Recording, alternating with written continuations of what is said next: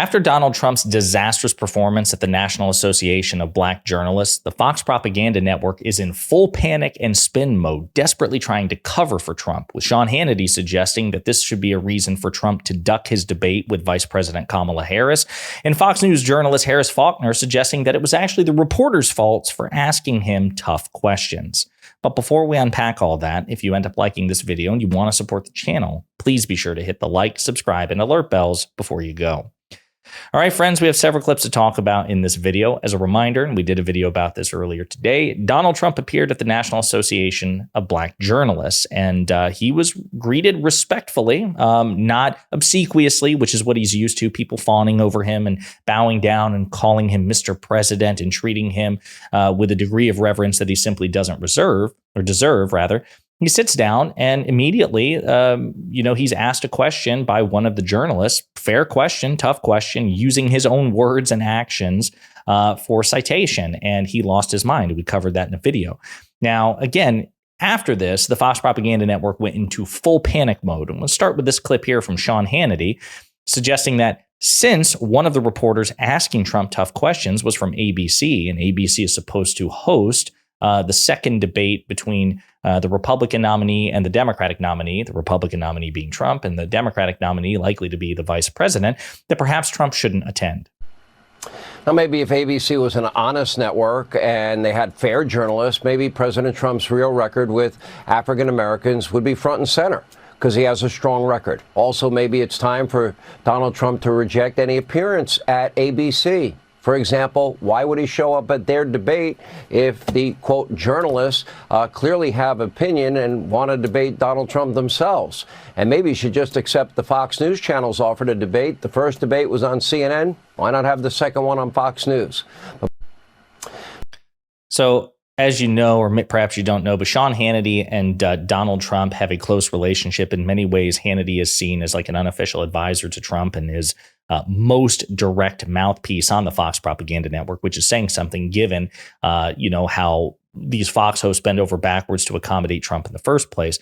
So it's entirely possible to interpret that as Hannity trying to soften people's expectations. And, basically he's conveying Trump's thoughts that Trump won't show up for the September ABC debate, and instead he should get it on friendly terrain with a home turf advantage. I think the vice president should weigh her options, but I do think she should show up to the ABC debate, hold the debate, show up and speak to an empty podium if necessary, and constantly make fun of Trump because that's what he deserves. It wasn't just Hannity, and we'll get back to Hannity. It was also Harris Faulkner. So Harris Faulkner was one of the journalists attending the National Association of Black Journalists, and she was one of the ones on stage asking Trump questions. She did not like how Trump was treated, and I'm going to play some clips in which she makes that point and says, really, people should respect Trump more, and these people were too disrespectful. They didn't observe the niceties. Why didn't they say, thank you, Mr. President? Good to see you, Mr. President. You were just, the victim of an assassination attempt recently, Mr. President, so we should go soft on you. And actually, the crowd loved Trump. I mean, for the most part, just full cope and spin mode from Harris Faulkner. Walks out on stage and not agreeing to acknowledge it's been 18 days at that point since you survived an assassination attempt. We're going to ask you tough questions, but Mr. President, welcome, and we're glad you're still here. Yeah. I mean, it didn't take much to show humanity, and in that moment, I was so disappointed that that didn't happen. I couldn't control it, but it got things off to an emotional start, and you and I both know that once that happens and you're interviewing someone, there is an agenda. And I'm glad you guys played a clip of that, because America and the journalists in the room, who, by the way, sat and listened, some were laughing along with the president, little jokes and quips he was making. There were some critical in the audience, too. But it was expressed respectfully. There was a way to have taken some of the energy out of that moment, though, with that reporter. Walks out. Again, I'm just imagining, folks, one of the things you should always do is when you're listening to a criticism from Fox about anybody, or from a right-winger or a conservative, anybody, about anybody, the first thing you should ask yourself is, if you replace the names and the parties of the people that they're complaining to or about or on behalf of, would the Fox host have the same energy, the same posture? So a mental exercise you should engage in is, would Harris Faulkner be saying the same thing if President Biden were greeted in a similar way by a reporter who sits down and says, thank you for showing up. Hey, by the way, you've said and done these things. What do you have to say for yourself? Would Harris Faulkner be defending President Biden? Of course not. No. If anything, she would be hyper scrutinizing anything that the president, the real president, Joe Biden, said. And, if it was anything other than just the ultimate charity and grace from the president, she would be, how dare you speak to a member of the press about that? You're the president. You're supposed to be able to handle tough questions and tough situations. Why are you so fragile? Why are you so defensive? And yada, yada, yada. But for Trump, who didn't, respond with the least optimum. I mean, he didn't just respond deficiently. He behaved, just like a child. Like the most ill-behaved child you can possibly imagine. And she's carrying water for him because, of course, she's a hypocrite. She's a partisan hypocrite.